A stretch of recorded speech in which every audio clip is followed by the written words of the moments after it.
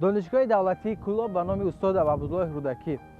این دانشگاه یکی از اولین دانشگاه‌ها در شهر کلاب است که سال 1945 تأسیس یافته است. میگویند که دانشگاه مذکور سال 2009 به نام استاد ابو عبدالله رودکی گذاشته شد و سال 2015 همین بینای زیبا با اشتراک پیشوای ملت افتتاح یافته است که در اولین درس سال نیز پرزیدنت کشور اشتراک کرده بودند و در اینجا روز رودکی نیز به طور خاصه هم سال تجلیل کرده می شود و تمام اختصاص‌ها به اشعار رودکی توجه خاصه دارند. دوستان عزیز آمدیم که روز رودکی را در اینجا با دانشجویان تجلیل کنیم و همچنین از فعالیت دانشگاه آگاهی پیدا کنیم. رفتیم.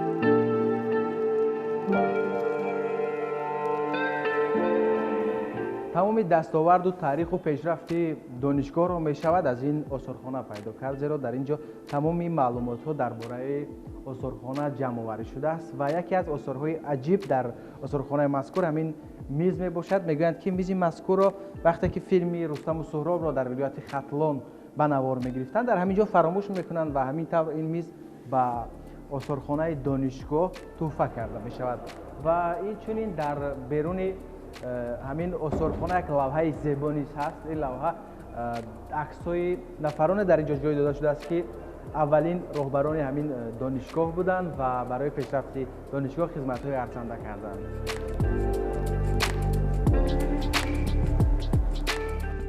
در کتابخانه دانشگاه کتاب‌ها وابسته به اختصاص و فاکولته‌ها جدا کرده شده است و از اینجا می‌توان وابسته به اختصاص خود کتاب‌ها را نیز پیدا کرد.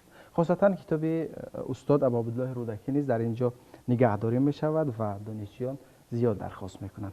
همچنین در تالار کتابخانه محفل ابو عبدالله رودکی جریان دارد که اینجا پروفسور فخری ظفر میرزاییان با دانشجویان این محفل را برگزار می کنند و ما نیز یکی از اشتراکچیان همین محفل خواهیم شد. رفتیم. استادان و شاگردان گرامی، امروز که ما در این تالار کتابخانه دانشگاه دولتی کلاب از هر فاکولته ها و نمایندگی گرد آمده ایم به خاطر استقبال روز رودکی می باشد. استاد ابو عبدالله رودکی که طور میدونید دانشگاه ما افتخارمند آن است که با نام ابو عبدالله رودکی وجود دارد و در برابر کارشناسان ساحه مکتب معارف باز دانشمندان آینده زبان ادبیات و دیگر کسب‌ها را آماده می‌کند. ما برای یادکرد رودکی ما باید یک چند کافتوکاوهای خود را، دریافت‌های خود را برایتان پیشنهاد کنیم. اینطور است که ادبیات هزار ساله ما مثل یک جنگاوری، مثل یک جبهه بسیار پرزور حمایه زبان تاجیکی بود و شما معلوم است که بسیار دیگران و بدبینان ما وقتی که به سرزمین ما حمله کردند خواستند که زبان ما را از بین ببرند. پس شاعر بود که این زبان را نگه داشت. محفل بیشتر جنبه آموزشی داشت. استادان دانشگاه راجع به آثار آدم و شعرا ابو عبدالله رودکی و زندگی نامه او قصه می کردند و دانشجویان از اشعار شاعر شعرها قرائت می نمودند. به روی تو خورشید جهان سوز مباد، هم به تو چراغ عالم افروز مباد، با وصف تو کس چو من بدآموز مباد، روزی که تو را نبینم آن روز مباد، روزی که تو را نبینم آن روز مباد. شعر از ایجادیات سعید جان حکیمزاده در وصف استاد ابو عبدالله رودکی. گشت سنگ کوهساران هر کلام رودکی، سبز شد هر چوب خشک زیر بام رودکی. گرچه پیش از رودکی هم بود شعر و شاعری، شاعری صاحب قران را زاد مام رودکی. شرفه دریای آمو از میان دشت ها می رسد بر گوش دنیا چون پیام رودکی. رنگ های نیلگون خامه اهل قلم گیرد از اهل جهالت انتقام رودکی. شعر او با شیر مادر بگذرد بر خون ما، کودکی گهواره داند احترام رودکی. بوی جوی مولیان آید همه، یاد یاری مهربان آید همه. ریگ آمو و درشتی های او زیر پایم پرنهان آید همه. آب جیهون با همه پهناوری خنگ ما را تا میان آید همه. ای بخارا شاد باش و درزی، میر نزدت شادمان آید همه. میر ماه هست و بخارا آسمان، ماه سوی آسمان آید همه. میر سرو است و بخارا بوستان، سر سوی بوستان آید همه. اینجا گلناره پرنیهان گفتن. پرنیان خوب چی هست؟ یک پرنیان یک متای خیلی زیبا و نفیسی است که مثلا چون پرنیان یک دیگر چون پرنیان آمده. در موضوع همان غزلی بوی جوی مولیان که خیلی مشهور است در اشعار استاد رودکی، عالما اندیشه های دیگر دارند. از جمله استاد محمد امین ریاحی که کتاب آن کس را دانشمند تاجیک دارای دوست برگردان کرده است، یک دلیل بر پایه پژوهش استاد برتلد و فروزانفر چیزی آورده است که اون بوی جوی مولیان نیست، برای آنکه جوی بوی دادن نمیتواند، بلکه این بوی کوی مولیان آید همه. یعنی کوی کجا را میگن؟ مولیان یعنی میگن نهر نیست، رود نیست، بلکه یک موضعی است در نزدیک بخارا که اسماعیل سامانی برای همه مولیه های خود، موالیه های یعنی غلامان زمین میدهد، یک به اصطلاح امروزه بله میکرایان، بله آزاد میکند و زمین میدهد که خانه کنند اونجا و حتی خودش هم در اونجا یک قصر میسازد. همین را در نظر دارند موالیان، یعنی بوی کوی مولیان آید همه به این معنی. یعنی این فکران باید به نظر گرفت که رودکی چرا در نظر داشت که این ندیمان و همراهانش همه میخواستن که زودتر برگردن، یعنی به همون جای زندگی میکردگیشون. بخندد لاله بر صحرا بسانی چهره لیلا، بگیرید ابر برگردون بسانی دیده مجنون.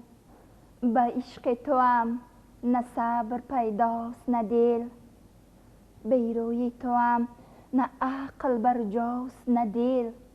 این غم که مراست کوی قاف است نه غم، این دل که تو راست سنگ خاراست نه دل. بعد از چند سالی ختم دانشگاه من دوباره وارد حیات دانشجویی میشوم و حیات دانشجویی خیلی جالب است. اینجا سیمخانه لینگافونی است. در اینجا درسی انگلیسی جریان دارد و درس امروزه دانشجویان درباره اشعار استاد رودکی است. Yes, students, we have a lesson. Our lesson is about Abu Abdullah Rudaki. As we know, Abu Abdullah Rudaki is a very famous poet, singer, and musician. But many of his creation was translated by many foreign languages, like English also. Let's have a listen to the audios of his poem.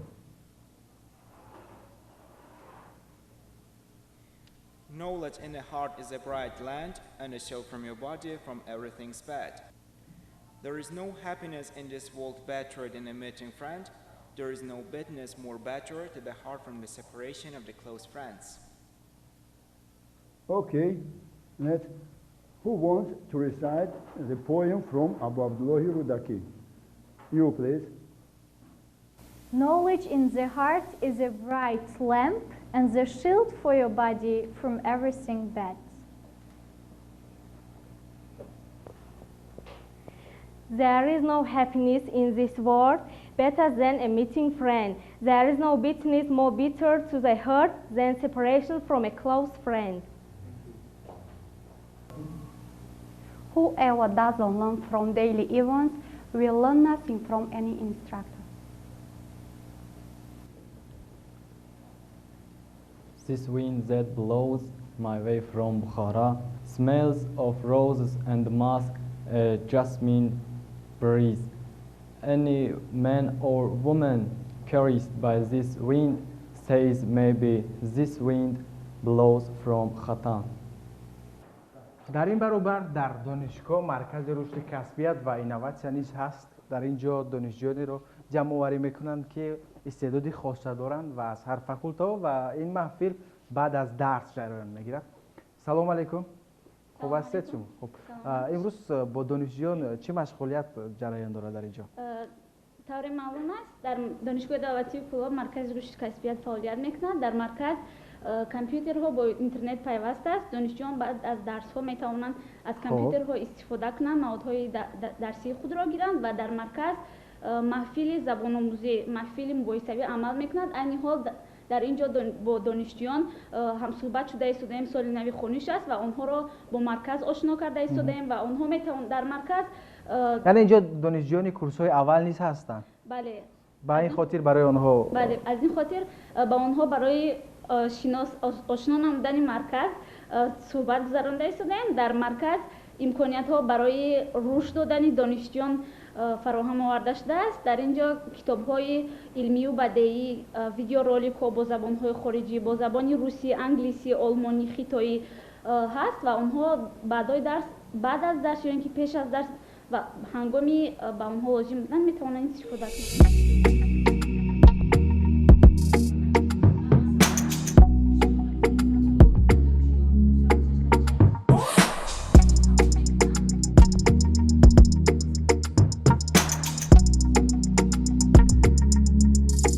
در این راستا در دانشگاه لابراتوری مخصوص نیز فعالیت میکند که با نوترین تکنولوژی مجهز می باشد و اینجا دانشجویان و آموزگاران تجربه های مختلف انجام میدهند.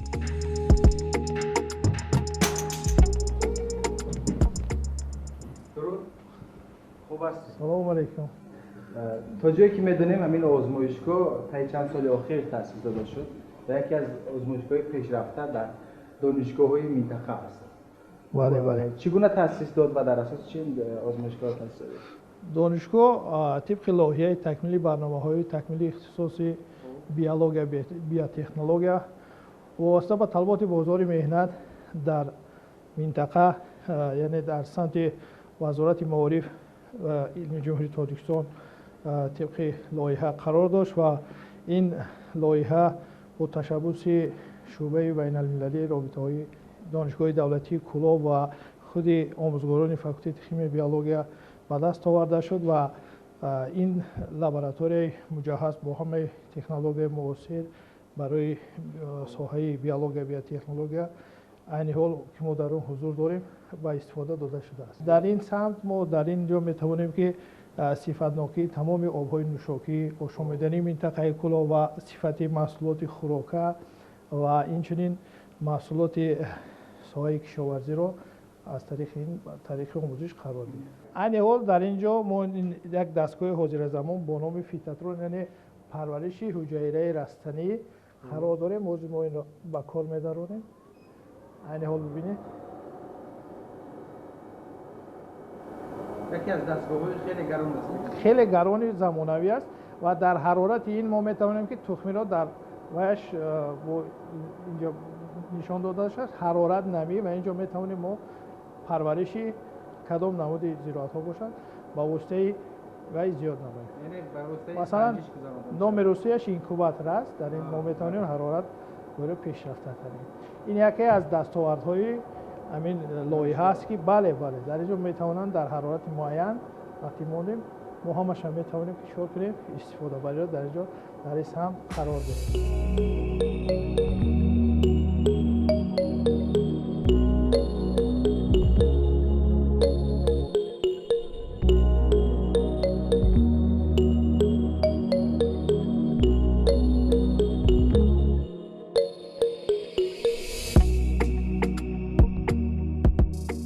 در دانشگاه شورای دیسرتاسیونی نیز هست. به خاطر اونی که اینجا مشورت جریان دارد ما به کار آنها خلل نمیرسونیم، ولی استاد برای صحبت به نزد ما میآیند.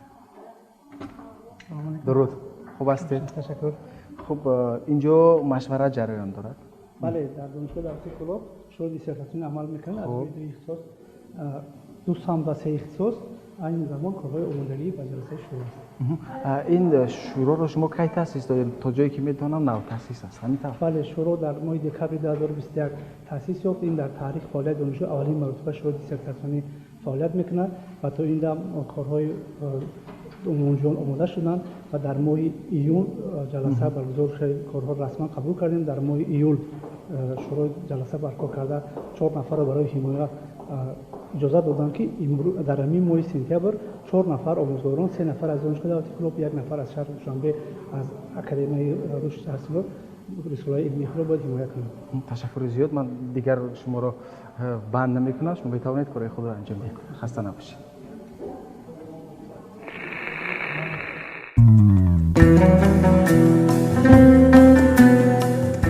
شما در بخش مستقیم میتوانید وابسته به اشعار ملک الشعرا ابو عبدالله رودکی شعرها قرائت کنید و میتوانید با ما پیوست بشوید.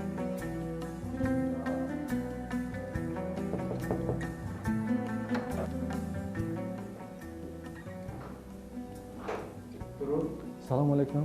خب امروز در برنامه شما من به شما سوال میدیم چون این لحظه ها در دستگاه نواربرداری ثبت شده است. اما شاهدان گشتیم که در دانشگاه دولتی کلوبی به نام ابو عبدالله رودکی روزی رودکی رو به شکل خاص تجربه میکنند، چون درسی خانه ها درباره استاد رودکی معلومات میدن، مثلا با زبان انگلیسی و من عجیب است.